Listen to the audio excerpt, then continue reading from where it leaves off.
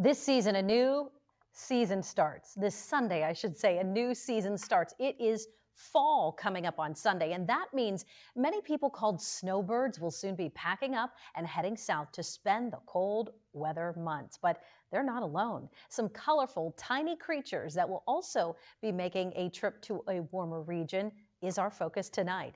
John Last has their fascinating story in this edition of The Last Word.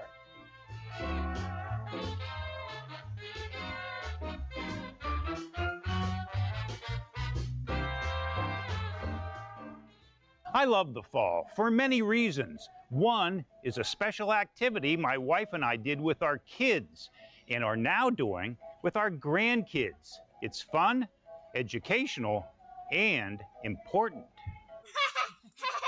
This is my grandson, AJ, releasing a monarch butterfly in our backyard. He is following the childhood tradition of his dad and his Aunt Emily of releasing monarchs after watching them transform from caterpillar to butterfly. The metamorphosis is awe-inspiring. It's also astonishing to think that this delicate, lightweight, and beautiful monarch butterfly released in Erie in the fall will fly over 3,000 miles for a winter migration to Mexico. Heather Gula is the education director at the Erie Zoo. And that is always amazing, and to see people's faces when they hear how far these little guys go, it is always a sight to see.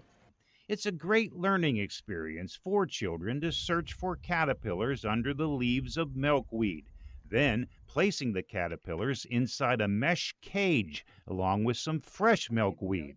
The children watch as the caterpillars eat and grow. The caterpillars eventually climb up the cage, each form into a J shape, and soon transform into a chrysalis. In 8 to 15 days, monarch butterflies appear and are ready to be released. The good news is that the new butterflies are pollinators that are essential for plants and crops to grow. The bad news is that the population of monarch butterflies is declining at a drastic rate.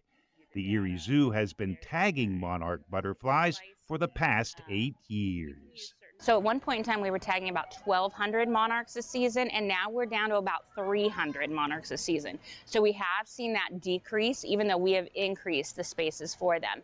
The Erie Zoo is among many organizations that are educating people on how to help save the monarch butterfly, because it's not just children who love the tiny creatures.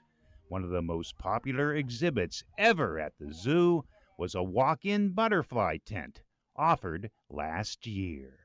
And you wouldn't think that a little butterfly would be that exciting, but we saw some people actually crying because they were so excited to see the butterfly. With the last word at the Erie Zoo, John Last, Erie News Now.